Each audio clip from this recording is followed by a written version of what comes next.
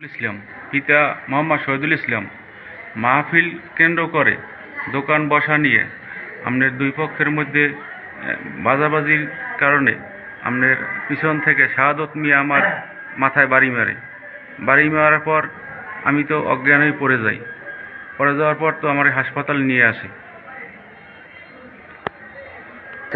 18 তারিখ বিকাল 3টা বা 3:30 ঘটিকায় ওই দোকান বসা নিয়া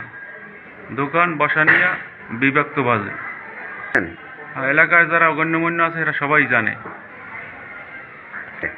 এরা লোক ছিল তার ছেলে আর শাহাদত মিয়া।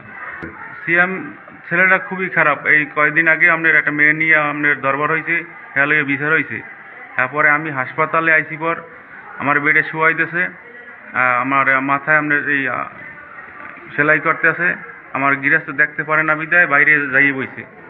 বাইরে যাওয়ার পরে আমার গৃহস্থের মারধর করছে খুবই। হেরার লোকজন ও জায়গা আছে, হেরা খুবই দেখছে, পরে ছাড়াই দিয়েছে। হেরা তো আমাদের আপনার থানায় যাই বলছে, তারপর হের গার্ডিয়ানে মানা করছে বিদায় আমরা যাইনি। তারপরে আমার পোলারে আক্রমণ করার জন্য পোলাপান নিয়া চাহু নিয়া গড়ছে উনি। এই চাহু এক দোকানে আপনার ই করে থইনে আছে। ধরিনি আমি হাসপাতালে আসছি।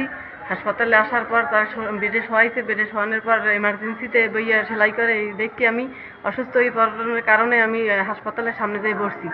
বিপক্ষ লোক আইসে আমার পিছ থেকে ঘুষি মারছে। ঘুষি মেরে ফালাই দিয়ে আমার অনেক মারধর করার পরে ওইখানের স্থানীয় মানুষে ছাড়াই দিয়েছে।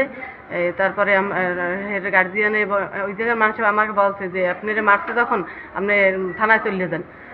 গার্জিয়ানে বলছে যে থানায় যাওয়া লাগবে না, এটা আমরা নিজেরা এটাই মীমাংসা করিয়ে দেবো। দেওয়ার পরে আমি কথা মানছি। মানার পর আমি তো কিছু করি নাই। না কারণের পর শুনছি যে আমার ছেলে ফোন দিয়ে বলছে যে আম্মু এরকম আমারে ছুরি টুরি নিয়ে গড়ে আমারে মারবে, আমি কি করবো, আমার জীবন এখন ইসে রাতে আছি। তারপর তো আমি গার্জিয়ানের কাছে জিজ্ঞাসা করছি যে আপনারা কিছু বলতে মানা করছেন, আমি কিছু বলি নাই। কিন্তু হেরা তো এখন এইরকম করে। তারা হেরা বলছে যে আপনাকে যেটা করার আপনারা এটা করেন। এরা খুব অসভ্য লোক, এর সাথে কেউ কোনো মিলিত নাই, কেউ কোনো কথা শোনে না। এরা নিজেরা যাবতে সেইটাই করে। আমার বাড়ি অনেক দূর, ছেলের বাড়ি এই পুরান বাড়িতে। আর ওই ছেলের ওইরকম শোনার পরে আমি তো আইসি পর হওয়ার পর তো আমার হার্টের সমস্যা। তারপর এক জায়গা বই পড়ছি আর হাঁটতে পারি না। হেয়ার পর গেছে, হেয়ার পর সুস্থ হয়েছি। পর সন্ধ্যার পরে আমি আইসি পর রাত 7টা বাজে সেই সময় আইয়া আবার নাতি লইয়া আবার চলে গেছি। যাইয়া দেই কিংবা চারিদিক বাসা ঘেরাও করে লইছে, আর এই অস্ত্র মস্ত্র লইয়া চারিকুল পোলাপান করতে আছে, আর ওই সিএমের খালি খুঁজতে আছে। তারপর তো ওরে পলাই রাখছি আমি।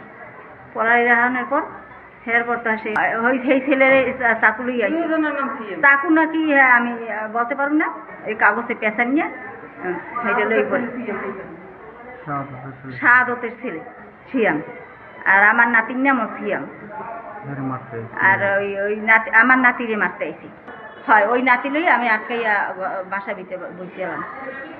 আমি এই ঘটনা জানছি আপনার এই মায়ের ফোন দিয়ে পরে বলছে যে এই পরিস্থিতি। হলে আমি ফোন দেওয়ার পর আমি বলছি যে তাহলে মা দু একজন আর জানাইতো না, আর কেউ বাইরেই এন না। পরে পামুয়ানে মুরব্বী যখন আছে এলাকায়, এরপর মায় আপনার ঘরে তালা দিয়ে যাই বই রয়েছে আটকাই পিছন। তাই আর